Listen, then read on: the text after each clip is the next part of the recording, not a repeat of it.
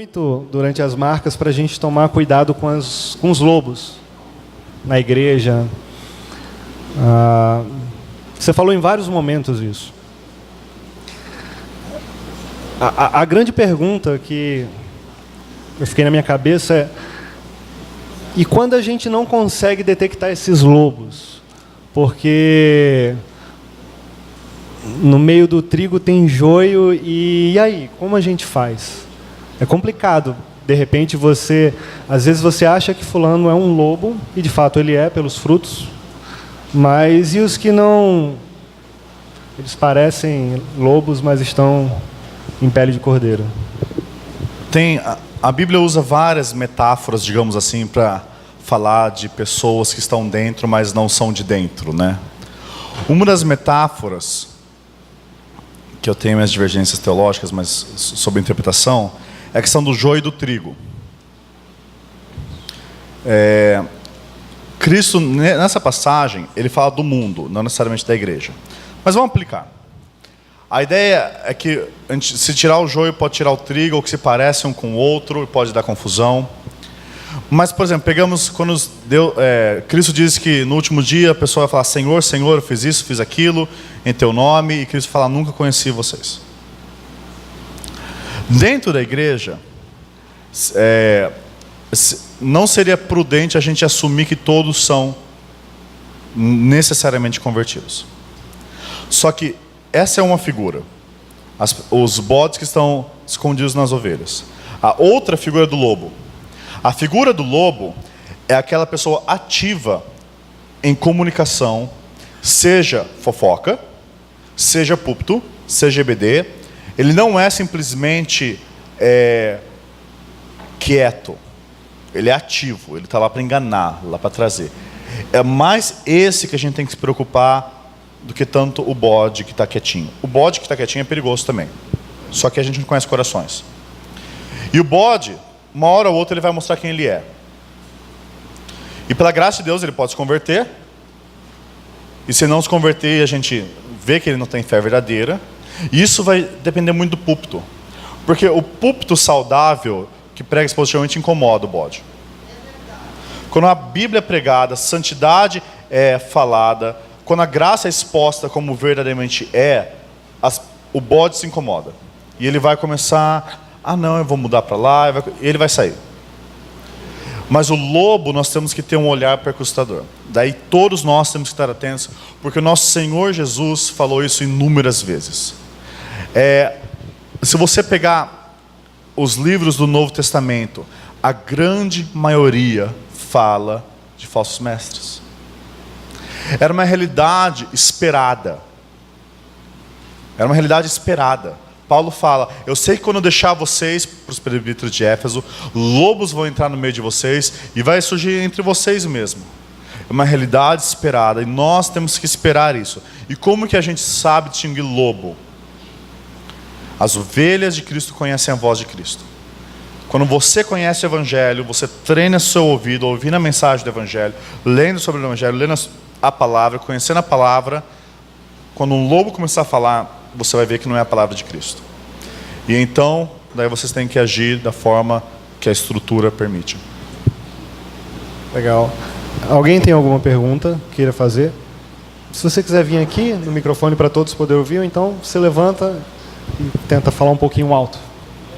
Se existe algum elemento central, unificador nessas novas marcas, qual é? A pergunta é se existe um elemento central ou unificador nas 9 marcas. Eu espero que a resposta não pareça um pouco pretensiosa, mas a Bíblia. Tudo, na questão das 9 marcas, gira em torno de você submeter a sua eclesiologia à palavra de Deus. As 9 marcas são uma consequência de se ouvir a palavra e de se pensar que a igreja deve ser conforme a Bíblia, não conforme os experts da igreja, que mudam a cada década. Cada década eles vem um novo movimento de igreja. Igreja com propósito, igreja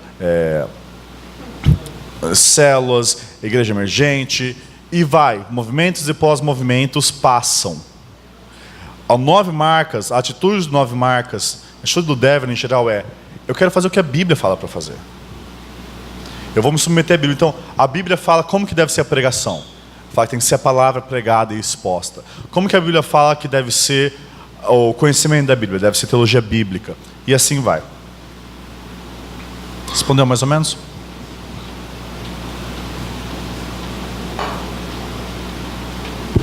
Ok. Pode vir, Igor, por favor. Bem rápido, vou tentar ser direto. Você falou sobre a dieta da igreja em relação à palavra. O que fazer se eu me encontro, como você disse que passou 3 anos numa igreja e viu alguns problemas, e eu estou numa igreja que não enxerga essa necessidade, nem a igreja como corpo, nem um membro, nem um conselho elegido. Essa é uma pergunta. E outra pergunta é sobre, você fala também da igreja em relação a escolher o pastor. O que fazer quando você está em uma denominação X que a igreja não toma nenhuma decisão em relação a isso? Ela está sujeita a uma instituição, que essa instituição é quem, sem conhecer muitas vezes a igreja, dita quem vai para lá e a igreja não o conhece. Certo. Tem uma série de postagens no Voltemos Evangelho que fala da dificuldade, beirando impossibilidade, de se mudar uma igreja sem um púlpito saudável. É por isso que a primeira marca é a pregação expositiva. Algumas coisas podem acontecer. Você assume e se conscientiza. Não falei a palavra, certo? Enfim, não vai sair. Que a igreja é uma igreja verdadeira. Pode ser uma igreja doente, mas é verdadeira. Então eu vou servir esses irmãos. Eu vou buscar isso. E você vai apresentando conteúdo. Você, olha pastor, eu li esse livro. E você tenta influenciar dentro da medida que você pode. Porque você não pode, o púlpito, você não vai pregar no púlpito. Então você tenta no que você pode. Se você vê que você não consegue ir além, que é uma barreira, uma forma de ser, que você crê que é terrivelmente doente, que mesmo você tem que tomar às vezes uma atitude de sair. Infelizmente. Agora, cada situação é uma situação, e falar isso de forma genérica é tão perigoso. É oração e sabedoria bíblica. E eu não consigo falar saia ou fique. Eu fiquei muito tempo numa igreja doente, fiquei muito tempo numa outra igreja doente. E lutei, batalhei, ensinei. E algumas coisas cresceram, algumas coisas mudaram, algumas coisas não mudaram. E em última instância, nós temos que pensar, eu agora como marido ou como pai, é nessa igreja que meu filho vai ser criado e ouvir a palavra de Deus, é nessa igreja que minha esposa vai crescer na fé. E são decisões que a gente precisa pesar. Em última instância, se a igreja você vê que é uma igreja doente, que está indo para um rumo ruim, às vezes sair é uma atitude de amor. Porque talvez é a sua última alternativa de falar, olha, está algo errado, eu vou ter que sair. Obviamente isso tem que ser feito em muita mansidão e sabedoria. Hoje, muitos jovenzinhos calvinistas têm dado muito problema nisso. E seja sábio, seja amoroso. O amor um pelos outros é um mandamento claro. E quem não entende e obedece um mandamento claro, não tem muita papo para ficar falando de mandamentos mais complexos, de coisas mais complexas. Sobre o pastor que você não elege. Eu sou batista, então, pró-eleição aqui. Mas, em última instância, você vota com o seu pé. Em última instância, você pode votar saindo da igreja. E nas realidades de igrejas episcopais ou com o sistema episcopal, esse é o fato, não tenho muito o que fazer. E enfim, se a gente entrar em eclesiologia aqui, vai longe o debate, mas em última instância é a decisão debaixo de oração, debaixo de sabedoria bíblica, debaixo de conselhos de irmãos piedosos, de ver, talvez seja o momento de sair. Antônio, vem, por favor. Primeiramente, a pergunta é o seguinte. Você encontra hoje igrejas que não são saudáveis, propriamente ditas, não fazem bem nenhum. Você encontra igrejas que estão, digamos assim, nesse meio termo. E você está congregando lá. E aí você quer sair, mas se sair não vai ter onde congregar. E o que acontece? Pessoas fazem isso e acabam congregando via cultos na internet. E não tem mais comunhão na igreja. A pergunta é o que fazer? Continuar congregando numa igreja que não é tão bíblica ou ir para o Vale da Solidão? Eu tinha um colega que estava sendo discipulado por Piper na internet. Os discípulos de Piper, de Washer, e aí vai. Tem algumas distinções que a teologia reformada propôs que são muito boas. Existe uma igreja verdadeira e uma igreja falsa. Uma igreja verdadeira, conforme as nossas confissões de fé, os catecismos, é uma igreja onde a pregação é correta, a palavra é corretamente pregada e os sacramentos ou ordenanças são corretamente administrados. Se isso está lá, se o evangelho está lá, né, que está dentro da pregação, se os sacramentos e as ordenanças são corretamente administrados, então é uma igreja verdadeira. Se o evangelho não está lá, se a pregação não está lá, se as ordenanças não são corretamente administradas, você tem uma igreja falsa. Você está numa igreja falsa, cai fora. Você não está numa igreja. Essa é a realidade, não é uma igreja. Você está numa reunião religiosa apóstata. Então sai daí. Obviamente, em sabedoria e amor e tudo que eu já falei. Se você, dentro da igreja verdadeira, nós vamos ter mais duas formas de categorizar.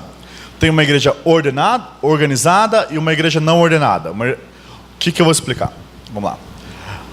Conforme eles foram pensando sobre a igreja, uma igreja ordenada era uma igreja que se organizava segundo os preceitos da Bíblia. E aqui que nós temos a eclesiologia batista, presbiteriana, episcopal, e aí vai. Então, para um presbiteriano, uma igreja batista é não organizada, e vice-versa. Só que isso a gente consegue ver que é um pouco secundário. Mas ainda dentro de uma igreja verdadeira, que isso é o mais importante, você tem uma igreja doente e uma igreja saudável. E isso não é, assim, doente totalmente saudável. Nós sabemos que é um contínuo, você vai ter igreja mais doentes ou mais saudáveis. Ou na terminologia das nossas confissões, mais puras ou menos puras. Estar numa igreja verdadeira é mais importante do que não estar numa igreja.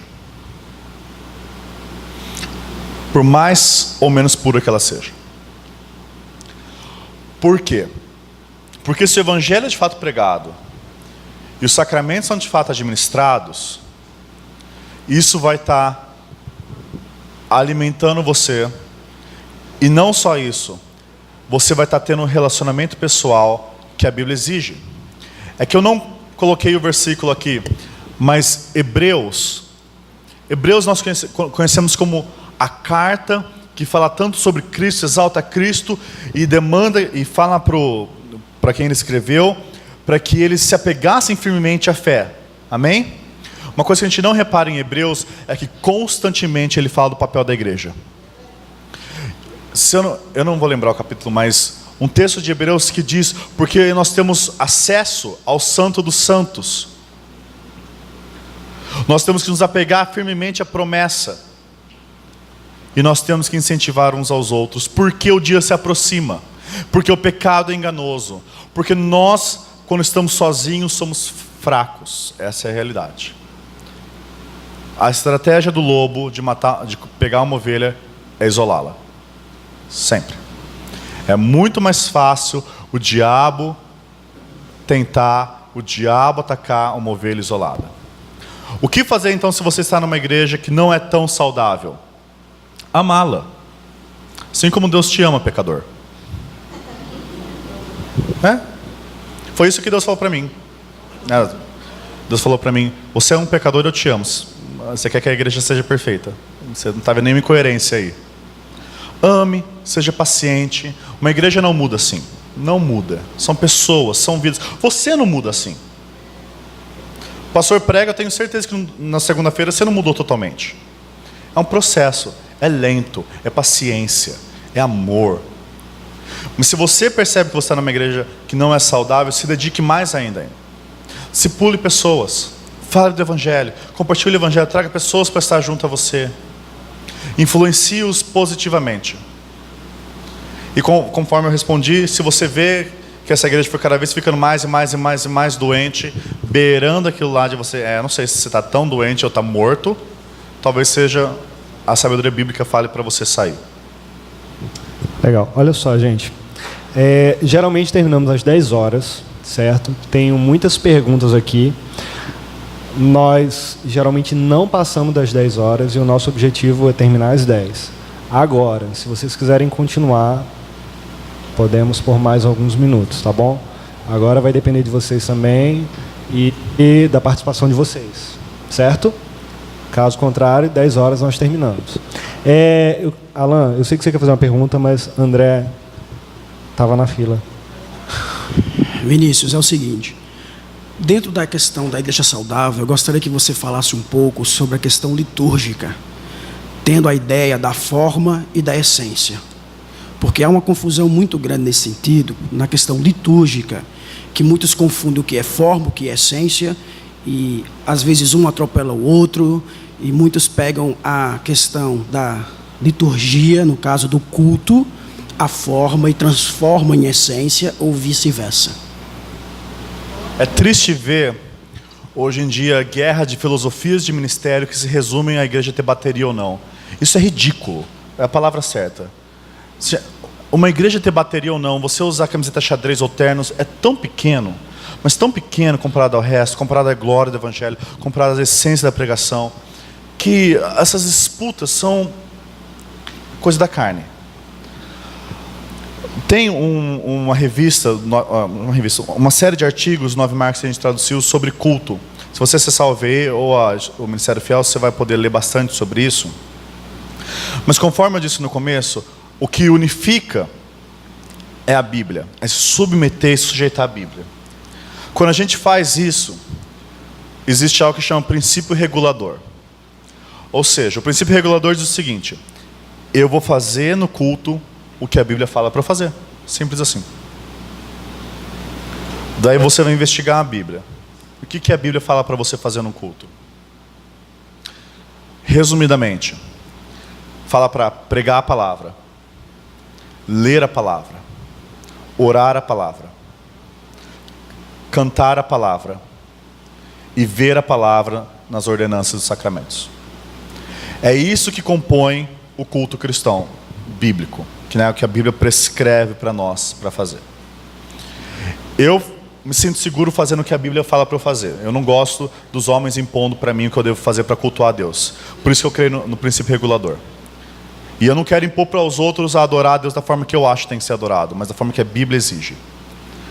Então, esses pontos. Agora a Bíblia não fala vai ter bateria ou não, vai ter guitarra ou mandolim ou violino ou enfim, tantos instrumentos. A música vai ser contextualizada ou clássica. É tudo uma questão de... Aí entra a sabedoria bíblica, entra a questão de contextualização que Keller traz, entra a questão às vezes... Por exemplo, eu conheço igrejas saudáveis, Matt Chandler, com um louvor totalmente contemporâneo, certo? Igrejas cheias, saudáveis, crescendo, discipulando uns aos outros, glória a Deus. E por outro lado tem a igreja do Denver, que eu passei lá 5 meses, só canta basicamente hinos e hinos modernos, com um piano e um violão, só. A grande parte da igreja é jovem, contrariando todas as expectativas. Quando a gente fica nessas minúcias, a gente perde o alvo, o centro, que é o evangelho, a pregação da palavra, o discipulado. E daí, meu irmão, daí se sua igreja se resume à música, abre uma banda. É essa distinção que eu faço. Então, pode ter bateria, pode não ter bateria? Vai depender de o que você leva o princípio regulador. Eu creio que o princípio regulador, ele demanda que a gente cante a palavra.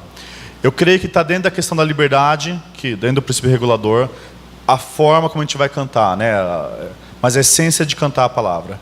Se o pastor vai usar terno, outras questões assim, também são totalmente secundárias, que envolve contextualização, que envolve inúmeros fatores. Por exemplo, usar um terno no Rio de Janeiro, 45 graus, parece puxar um pouco a barra para mim. E às vezes o terno vira só a gravata, né? A unção está no terno.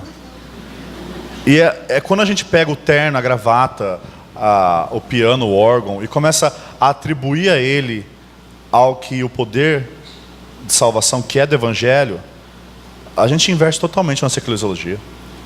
Nós passamos a tirar do Evangelho o poder de salvação e colocar, às vezes, em contextualização.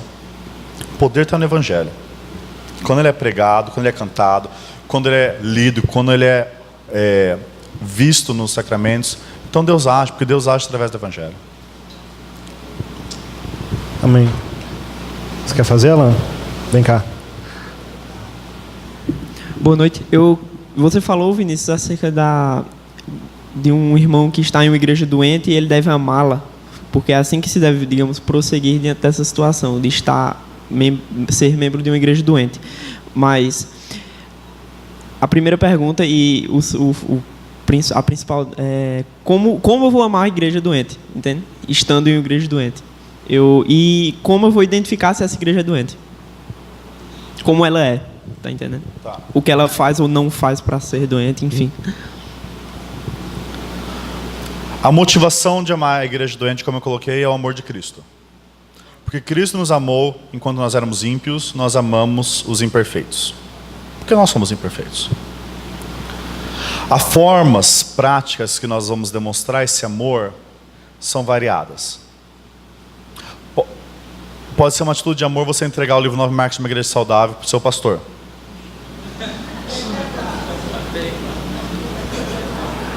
E daí você já vai ver qual que é a onda dele. Pode ser uma forma de amor você juntar um grupo com 3 jovens e começar a estudar Marcos juntos. Pode ser uma forma de amor você estar sempre no culto. Na verdade, é uma forma de amor você estar sempre no culto. Você está sempre lá. Porque o que acontece é que a gente começa a desanimar da igreja, a gente começa a se afastar e virar aquele crítico de plantão. Isso não é amor. Isso é perigoso. Tanto é ruim para a igreja, é ruim para você, não vai ser coisa boa daí. Se você quer ajudar a sua igreja, se envolva com a sua igreja. Ame-a, veja as 9 marcas, veja onde você acha que sua igreja precisa crescer. E de tudo, de todas as marcas, comece pelo Evangelho. Sua igreja precisa ter uma noção firme do Evangelho. Quando as pessoas se encantam com o Evangelho, elas vão querer ouvir o Evangelho. E daí as coisas começam a mudar. Daí o pastor, se ele não prega sempre, ele vai perceber que a pregação que ele prega o Evangelho é melhor daquela que ele pregou sobre uma família feliz, cheia de coraçõezinhos. Uma marca de igreja doente seria a pregação de outra mensagem que não seja o Evangelho. Sim, vamos tomar cuidado com essa definição. Por exemplo, eu gosto de deixar a mensagem do Evangelho estreita, para a gente não confundir. A Bíblia fala sobre inúmeras questões. A Bíblia fala sobre como você deve viver, se relacionar com o seu patrão. Isso é motivado pelo Evangelho, mas o seu viver com o seu patrão não é o Evangelho. Eu só quero fazer essa distinção para não achar que todo domingo o pastor tem que expor Romanos 3, 23, em diante, entendeu? Ele tem que pregar a Bíblia e ele tem que levar para o Evangelho. Como que identifica uma igreja doente? Bom, você pega essas marcas e você inverte, basicamente. Então, quando o pastor fala aquilo que ele só pensa, ele não prega a Bíblia. Quando uma igreja não se importa um com os outros. Quando uma igreja desconhece a teologia da palavra de forma correta e completa. Você vai vendo marcas de doença. E daí, se você percebe esses pontos, tente agir nas suas possibilidades para tratar esses pontos. Mas com expectativas realistas, que você não é o pastor, você não está pregando de púlpito. E o púlpito tem um papel importante em guiar a igreja em um norte. Vou fazer uma pergunta aqui, a gente vai alternando, senão eu vou ficar coberto de perguntas aqui e daqui a pouco ninguém me vê mais. Na nossa cidade, muitas de nossas igrejas estão afogadas em métodos humanos e esquecendo a palavra de Deus. Qual seria a principal marca para uma volta à vida saudável? Na nossa cidade, muitas de nossas igrejas estão afogadas em métodos humanos e esquecendo a palavra de Deus. Qual seria a principal marca para uma volta à vida saudável? Antes de você falar, né, se a gente for olhar lá para Deus, quando tirou o povo do Egito, aquela igreja não estava muito saudável, ele matou todo mundo e só a outra geração entrou, né? Então, homicídio não é uma marca de uma igreja saudável, tá? não é. Brincadeira, pode falar. Vamos pensar na igreja de Corinto. Não era uma igreja saudável. Plantada por Paulo. Cheia de problemas. Qual que é o primeiro ponto que Paulo coloca? O Evangelho. Quando o Evangelho é colocado corretamente, ele vai balizando o resto. Então, eu colocaria essa marca essencial. A pregação, na prática, também é uma marca central. Por quê? Porque é o púlpito, como eu disse, que vai dando norte para a igreja. É porque eu sinto que essa pergunta veio de um membro de igreja, não de um pastor. Então, se você é membro de igreja, você não tem como chegar e pregar expositivamente, certo? Se você fosse um pastor e ele percebeu, minha igreja está doente, o que eu faço? A primeira coisa que eu falaria é, prega a palavra. Agora, você vai sofrer resistência. Se as pessoas estão acostumadas a ouvir piadinhas de púlpito, quando elas começarem a ouvir pregação expositiva, elas vão sentir. Mas com o tempo, como essa igreja pode testificar, elas vão querer a palavra. Se você é um membro, ensine o evangelho para os seus irmãos. E não acha que isso não é rebeldia. Se ensinar o evangelho é rebeldia na sua igreja, saia, não é uma igreja. Essa é a realidade. Se ensinar, agora, eu estou falando do evangelho, tá? Eu não estou falando necessariamente os pontos do calvinismo. Mas a mensagem central do evangelho, como eu falei, Deus, homem, Cristo, resposta. Se sua igreja rejeita isso, não é uma igreja, meu irmão. Essa é a mensagem que baliza toda a nossa fé cristã. Agora, se é uma igreja que não fala muito disso, fale você muito disso. Mas fale com amor. Não seja também o religioso crítico de plantão. Ah, vocês estão doentes porque vocês não conhecem o evangelho. Se vocês conhecessem o evangelho, vocês seriam transformados, seus pagãos. Sabe, a melhor forma de se pregar o evangelho é quando ele transborda de louvor, quando ele transborda de encantamento pessoal.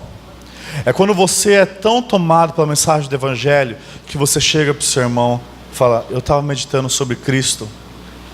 Ele morreu na cruz por nós. Que amor é esse? E você vai incendiando outro coração. Incendiando outro coração. Incendiando outro coração.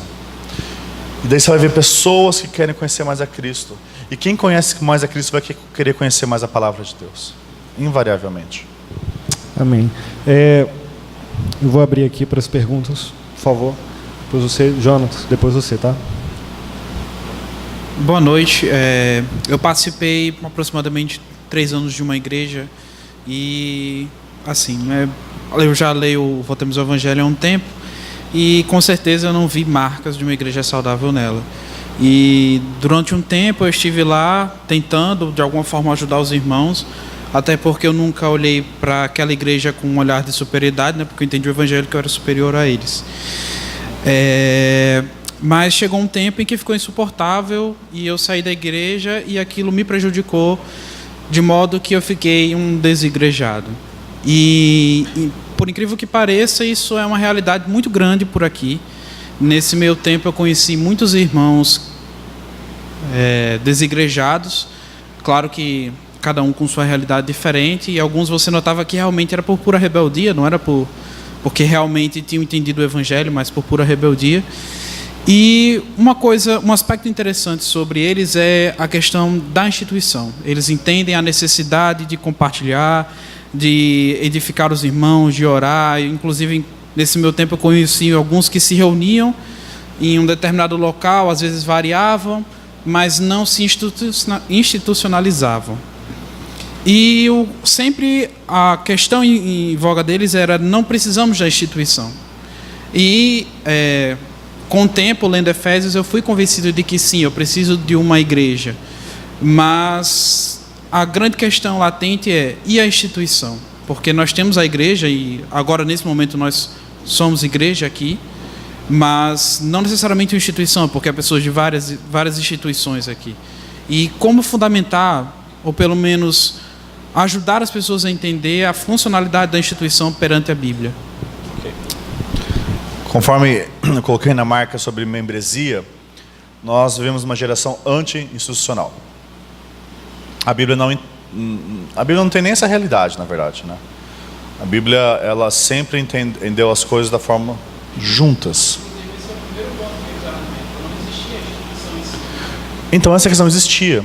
Mas a primeira coisa que, quando eu vejo uma pessoa anti-institucional, eu pergunto: define instituição. Nunca definem. Nunca definem. Porque instituição para eles é um termo técnico que eles usam para falar do outro. Então vamos lá. Eu chego para eles: o que é uma instituição? É um lugar que tem regras? Bom, a gente tem regras da vida cristã? A gente tem a lei de Cristo? Temos. É um lugar onde tem líderes? A palavra de Deus fala sobre líderes? Amplamente. É um lugar onde existe pertencer, membresia, existe quem está dentro e quem está fora? Sim, a Bíblia fala disso também. Então, eu não sei qual que é o seu problema com o que a Bíblia fala. Agora, existe o abuso da instituição e da hiperinstitucionalização. Existe, claro que existe. Então, existem igrejas onde basicamente aquelas formas oficiais se tornam tudo. Só que a igreja saudável é uma igreja que combina tanto essas formas institucionais como uma vida orgânica, conforme o exemplo da célula que eu passei, conforme o casamento. A questão da instituição, de ser membro de uma igreja, é que quando eu casei, eu falei: essa é minha esposa e nenhuma outra. Essa é a mulher que eu amo, que eu serei uma só carne e nenhuma outra. Eu me comprometi, me aliancei com ela e com nenhuma outra. Eu prometi amá-la na saúde e na doença, na riqueza e na pobreza, como Cristo amou a igreja. E essa aliança é o que sustenta o amor. Da mesma forma, na igreja, é a aliança que eu faço com os membros daquela igreja. Eu me comprometo a amar vocês, na doença ou na saúde, que vai sustentar o amor. Porque senão o amor vira consumismo. Eu só quero você enquanto você me ajuda, enquanto você me beneficia, enquanto você me dá o que eu quero, eu uso você. Isso não é amor. Então o amor que eles falam não é amor, porque é um amor sem compromisso. E amor sem compromisso não é um amor bíblico. E mais chocante ainda, por que a gente precisa estar numa igreja? Porque a Bíblia não sabe que é um cristão fora de igreja. Não sabe. Essa realidade não existe no Novo Testamento. 2, a Bíblia fala de igreja universal e de igreja local. A igreja universal são todos os salvos no corpo de Cristo, no único corpo de Cristo. Mas a imagem do corpo também é usada para a igreja local. A igreja de Corinto, a igreja de Éfeso, a igreja de Jerusalém, as igrejas da região da Galácia. E eles eram um corpo também. A igreja local é a manifestação escatológica da igreja universal. E falar que você pertence à igreja universal sem pertencer à igreja local é uma contradição de termos. Se você não consegue conviver e amar com irmãos agora, se comprometer, se submeter à liderança que Cristo instituiu, por que você acha que você vai fazer isso na eternidade? E além, terceiro ponto, e esse é um ponto bem chocante, que um livro do Jonathan Leeman vai lançar pela Vida Nova, vai ser chamado Disciplina na Igreja, Membresia na Igreja. Quando lançar, eu não sei quando vai, mas é muito bom. Cristo instituiu a igreja com o poder de falar quem é cristão e quem não é cristão. Pedro chegou, tu és o Cristo. E Cristo falou, não foi carne e sangue quem te deu, mas meu Pai que estás nos céus. Tu és Pedro. E ele deu as chaves do reino para Pedro e para os apóstolos. E essa chave em Mateus 16 é passada para a igreja em Mateus 18. E essa chave, que é um termo que a gente não vê mais falando, é a autoridade para fazer como Jesus. A sua profissão é certa, você é cristão. Essa chave não está na mão do cristão, está na mão da igreja. Assim como você não pode chegar e falar, eu represento Dilma Rousseff, não que você queira, mas você não tem autoridade para fazer isso, certo? Você pode ser preso. Da mesma forma, Cristo deu autoridade de rei dele para falar quem representa ele para a igreja, não para o cristão sozinho.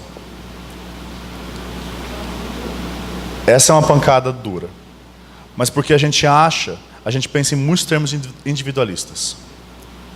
Então, quando eu estou dentro de uma igreja local, eu estou recebendo a afirmação de um corpo de membros. É que eu estou pensando em uma igreja verdadeira, que eles falam, não, você de fato é cristão. E eu falo com eles, para eles, vocês de fato são cristãos. Esse pessoal desigrejado, parece muitas vezes, isso vai soar horrível, mas parece a mulher que apanhou e não acredita mais em casamento. Só que é a mesma coisa, para minhas experiências passadas horríveis, eu vou falar que casamento é do diabo. Mas casa com o homem de Deus. Ou, nossos termos, vai para uma igreja saudável. Você vai ver a diferença. Amém. Gente, olha só. Tem muitas perguntas. Alguns irmãos querem fazer as perguntas aqui também. Eu só peço para a gente ser objetivo, por favor, para a gente ganhar tempo. Eu também. Obrigado. Quem estava na ordem? Não lembro mais. Jonathan, por favor. Ser bem objetivo.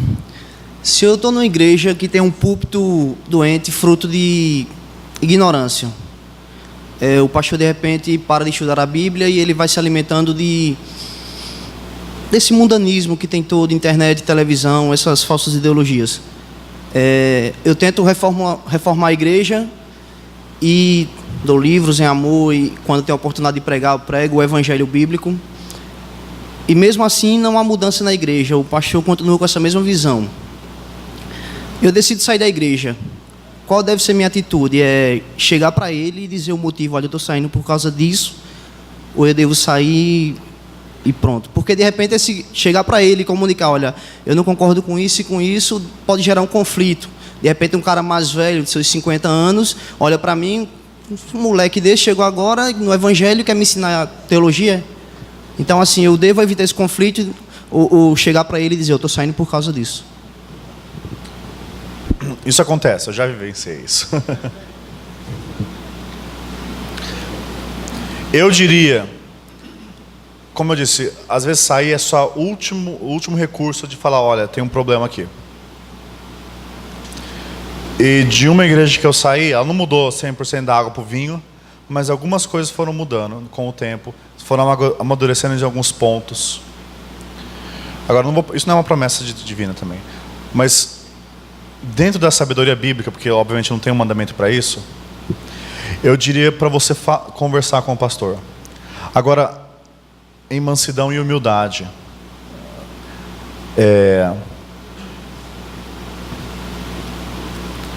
Pastor, eu sou grato pelo seu ministério. Não sei se você se converteu nessa igreja, mas essa igreja me trouxe para Cristo. E eu ouvi aqui sobre o Salvador, mas eu não estou ouvindo mais sobre o Salvador. E eu preciso ouvir sobre o Salvador. Então eu estou considerando com seriedade procurar uma igreja onde eu vou ouvir sobre o Salvador. E deixa ele responder. Daí, dependendo da resposta dele, você toma a sua atitude. E daí, você sai. Só que saindo, saia. Você não precisa mentir e você não precisa ocultar, mas você não precisa colocar a boca no trombone. Se alguém perguntar, por que você vai sair, irmão? Porque eu preciso ouvir sobre o meu Salvador. E eu não estou ouvindo aqui. Não precisa criticar o pastor, sabe? Não precisa falar, porque o pastor é isso e aquilo, porque essa igreja é doente, e vocês vão todos para o inferno. Não, porque eu preciso ouvir sobre o Salvador. Eu estou adoecendo espiritualmente. Eu preciso de uma igreja onde eu ouço sobre Cristo. Se as pessoas vão sair com você ou não, deixa para Deus isso. Não seja um agitador. Eu acho que na ordem das perguntas, o meu irmão aqui, primeiro e depois o Ricardo. Boa noite. Na verdade, a minha pergunta estava aí no papel, mas quando estava saindo, eu vim pedir. Então me diz qual é a sua pergunta. Numa das respostas que você já deu, os reformadores eles atribuíram 3 características para a igreja verdadeira: pregação expositiva, a administração correta dos sacramentos. Mas Calvino deu mais ênfase também para a disciplina eclesiástica, e a disciplina está numa das 9 marcas. Pergunta é: a falta de disciplina, ela também não demonstra a falta de caráter que a igreja também tem? Porque para disciplinar é preciso ter vida. Porque se a pessoa disciplina sem vida, a primeira atitude do disciplinado é dizer assim: como? Se não tem vida. Então, resumindo a pergunta de forma objetiva, sem disciplina eclesiástica, como pensava Calvino, é possível a igreja ser verdadeira? Eu posso estar enganado, mas eu acredito que Calvino colocava só as 2 marcas. A confissão belga, influenciada por Martin Bucer. Nossa, falei chique, né? Martin Bucer. Martinho Bucer é feio. É que colocou as 3 marcas de disciplina. Eu creio o seguinte, e nas palestras anteriores eu falei isso, aqui foi bem resumido. Eu creio que a disciplina eclesiástica não é uma marca necessária para ser uma igreja verdadeira. Mas sem ela, ela vai se tornar com o tempo uma igreja falsa. Por que acontece? Sem membresia e sem disciplina, eis o cenário, batata, que vai acontecer. Sem membresia e disciplina, vai começar a encher de bode a igreja. Bode quer diversão, bode não quer a palavra de Deus. Conforme eles vão aumentando, se não for na primeira geração, na segunda geração, ou quando o pastor envelheceu ou se aposentar, eles vão escolher um outro pastor. Vai vir um pastor que conta piadinha de vez pregar. Daí quando o evangelho não é pregado, a igreja não é mais santa, a palavra não é pregada, e logo as ordenanças, os sacramentos não vão ser administrados corretamente, porque o batismo é o rito de entrada da fé cristã. Quando a gente batiza alguém, não só a pessoa fala eu sou um cristão, como a gente está falando você é um cristão. As 2 coisas são verdadeiras ao mesmo tempo. E quando a gente participa da ceia, nós estamos falando nós somos um corpo em Cristo, unidos, todos nós somos cristãos. Quando o batismo e a ceia são aplicados de qualquer forma, você está falando que um bode é cristão. Então você já não está mais aplicando corretamente as ordenanças dos sacramentos. E é por isso que eu acho que a 3ª marca entrou na confissão belga. Então, resumindo, eu considero uma marca importante que com o tempo vai mostrar que é uma igreja falsa. Mas a igreja de Corinto não tinha momentaneamente a disciplina eclesiástica, e a gente não pode falar que ela é uma igreja falsa, porque Paulo chama ela de igreja. Ricardo, por favor. Boa noite. Parece que deixaram essas questões da disciplina por último, né? Legal isso. Meu irmão, primeiro te agradecer, viu? Porque você tem sido, nesses poucos minutos que passou aqui, bênção na minha vida, né? Pelo que você traz, pelo que eu imagino que o seu ministério é. Então, louvo a Deus pela sua vida e me sinto edificado por estar aqui hoje. Mas a minha pergunta diz respeito à disciplina, né? Me preocupa muito essa questão da disciplina, pelo fato de quem aplica a disciplina, né? Pelo fato de quem elege o que deve ou que não deve ser disciplinado, né? E aí vem uma ideia que talvez seja polêmico, mas precisamos falar sobre isso, essa ideia do pecadinho e do pecadão, né? Que particularmente eu já te digo que discordo, né? Então pecado é pecado, né? E por isso fomos destituídos da glória de Deus. E como isso se procede, né? Um novo mandamento vos dou, esse mandamento é o amor. Então, se eu alijo, eu deixo de amar, porque eu também não vou mais conviver com ele, não vou mais sentar à mesa com ele. Então, várias perguntas dentro da disciplina. E a que me preocupa mais é, o que é que vamos disciplinar? Ok. Eu tenho uma palestra de 1 hora e 15 minutos só sobre disciplina. Então, eu tenho aqui em 6 minutos e na palestra eu dei 15 minutos. É um dos pontos mais espinhosos, digamos assim, das 9 marcas. Facilmente deturpável em legalismo. Facilmente deturpável em legalismo.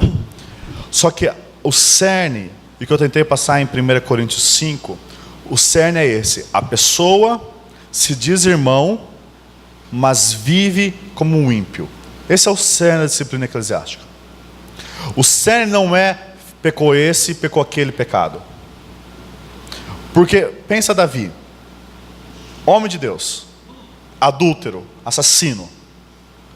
Mas, e essa é a questão porque ele era homem de Deus, contrito. O crente não é um crente que não peca. O crente é um crente que se arrepende. Então, o cerne da questão é, existe arrependimento nessa vida? Ou o pecado é tão escancarado, tão normal, tão habitual, tão sem arrependimento, que mostra que ele não é cristão? É essa a questão. E esse pecado pode ser fofoca, que a gente ignora. Pode ser mentira. Pode ser corrupção. Não precisa ser uma barriga, né? Gravidez antes do casamento. Se, por exemplo, se tem uma jovem que ficou grávida, teve relações sexuais antes do casamento, mas se ela está arrependida, de forma alguma é para ser disciplinada. A questão é se a pessoa está arrependida. Mas, e aqui essa pessoa normalmente é tolerada, um fofoqueiro às vezes é muito pior do que uma mulher grávida.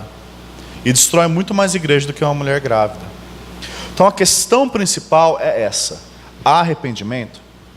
A disciplina é aquele movimento que a igreja faz em suas etapas e seus processos, de chegar para essa pessoa e tentar trazer ela ao arrependimento. A disciplina legalista é expulsar porque você não é igual a nós. A gente não quer você aqui. A disciplina compassiva bíblica é: se arrependa, meu irmão. Se arrependa, meu irmão. Se arrependa, meu irmão. E pode demorar tempos. Tem casos que eu vi lá na Capitol Hill, no estágio que eu fiz, que foram meses trabalhando um casal que estava separado. O homem abandonou a mulher. Meses insistindo. Meses. E um voltou e se arrependeu. E foi restabelecida a igreja. Teve um caso, e por que eu não acho?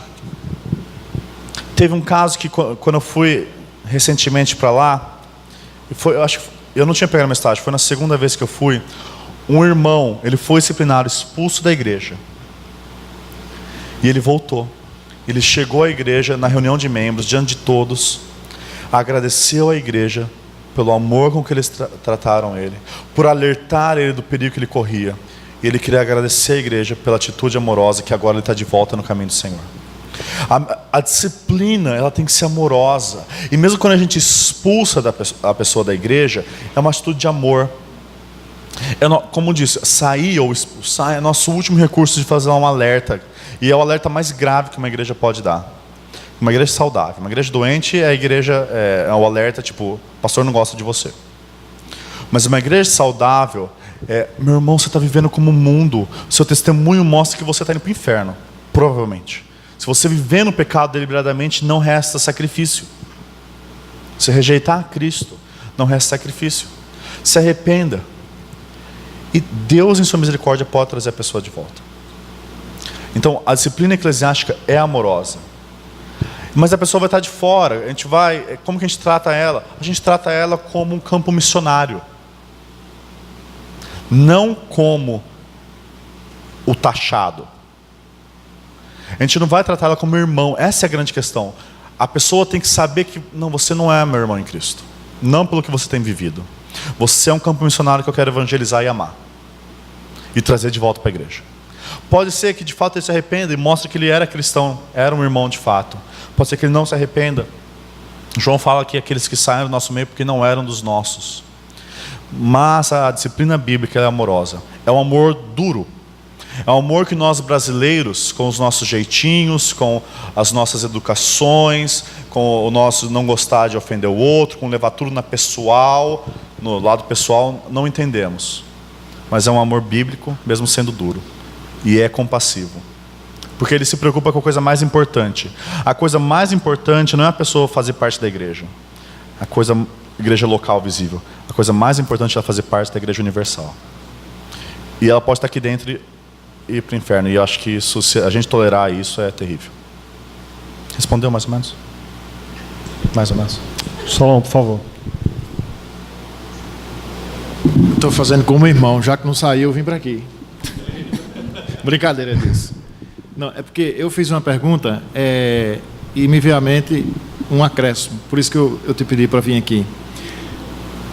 Pregar expositivamente. A pregação temática, ela é expositiva? Uma pergunta. E a outra, se a pregação expositiva necessariamente tem que ser uma pregação em série. Tá. Uma pregação temática pode ser expositiva se você expor o texto bíblico. Simples demais, mas vamos lá. Você pode querer falar sobre um tema. Eu quero falar sobre santificação, da necessidade de santificação. Você pode ir num texto bíblico que fala sobre isso. Só que daí a sua postura é: deixa eu ouvir esse texto para ver o que ele realmente fala sobre santificação. E não, eu quero falar esses 3 pontos. Qual versículo eu vou usar para dar suporte ao meu ponto? Isso é temático. Pregação expositiva temática é quando você fala: não, vamos pregar sobre esse tema, mas eu vou pegar esse texto e eu quero entender qual que é o ponto dele. E é esse ponto que eu vou falar. A pregação expositiva, ela não tem que ser sequencial. Eu vejo inúmeras vantagens na pregação sequencial e expositiva, mas não necessariamente ela tem que ser sequencial. Eu acho que a pregação sequencial, ela ensina a igreja a ler a Bíblia, a ler os diversos livros da Bíblia. E a pregação sequencial é como um escudo para o pregador, que tanto força ele a pregar temas que às vezes ele não quer, como protege ele da igreja a falar: ele só está pregando isso porque ele está falando da mulher que se divorciou. Quando você prega expositivamente, você vai pregar sobre todos os temas. Você vai chegar a Jesus falando sobre divórcio, Jesus falando sobre dinheiro, e daí não vai ser o pastor querendo apertar a minha ferida. Vai ser: não, isso a Bíblia está falando. A gente tem mais 2 perguntas para encerrar, se ninguém tiver também mais. Primeira, eu tenho um amigo pagão que não me permite evangelizá-lo, porém acredito que devo... Quem quer falar no microfone? Vem, por favor. Obrigado. Irmão, você é médica? Tá quase lá. Minha mãe é médica, letra terrível. Perdão pela letra, porque eu tentei fazer pequena, enfim. Eu tenho um amigo pagão, e ele vive isso, no caso, e toda vez que eu tento conversar sobre Cristo, o Evangelho, ele não me permite. Só que aí, assim, aquela necessidade que a gente tem de mostrar Cristo para ele, e apesar de eu ter crescido em igreja, mas eu, digamos que conheci realmente o Evangelho há pouco tempo. Então eu vivi coisas com eles e ele me relembra muito isso. E eu queria saber, assim, porque você falou, óbvio a palavra, né, em Coríntios, que no caso, se uma pessoa não é cristã, ela não se arrepende daquilo, a gente não devemos nem comer com ela. E aí eu queria perguntar como é que eu faço, se eu realmente deveria me afastar dele, porque eu continuo tentando me aproximar, mas até agora... É que por causa do tempo eu não expus o texto inteiro, mas Paulo fala claramente lá, que quando ele fala para não se associar com os que estão vivendo em pecado, ele está falando de pessoas que se dizem irmãos, mas vivem em pecado. Paulo fala explicitamente, porque se você fosse não conviver com quem é pecador, você vai sair do mundo. Não tem como, né? Você vai virar um monge isolado. Então, continue relacionando-se com ele de forma positiva, de forma influenciadora. Sempre tomando cuidado em todos esses relacionamentos que nós estejamos influenciando eles e não o contrário. Porque sejamos sinceros, irmãos, acontece, é perigoso, né? Às vezes a gente quer alcançar e acaba sendo alcançado. E por isso que às vezes é interessante a gente trazer ele para o nosso círculo de amizade cristã. O que eu diria é, tendo a oportunidade, fala. Se você já falou, ore, ore, ore, ore, ore, uma outra oportunidade, fala de novo. Ore, ore, ore, ore, uma outra oportunidade, fala de novo. Se você for o chato que fala todo domingo, toda semana, pode ser que ele já vai criar um bloqueio. E lembremos, é Deus que converte. E Deus converte no tempo dele, não no seu. E é difícil entender isso. É difícil porque a gente quer que a pessoa converte, a gente quer que a pessoa receba Cristo. Mas às vezes é anos. Às vezes é uma palavra que você deu hoje, que daqui 10 anos ele vai lembrar, porque o Espírito Santo vai fazer ele lembrar a palavra semeada e ele vai se converter. Ore, seja paciente, amoroso, e quando tem a oportunidade, pregue o Evangelho.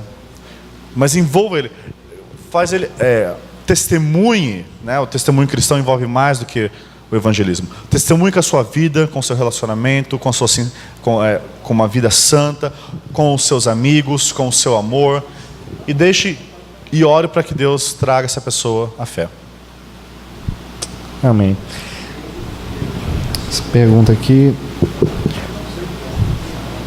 O apelo bíblico é necessário em todos os cultos? De forma formal, tipo, levante a mão e vamos orar por você. É correto? Eu creio que essa pergunta seja de algum visitante.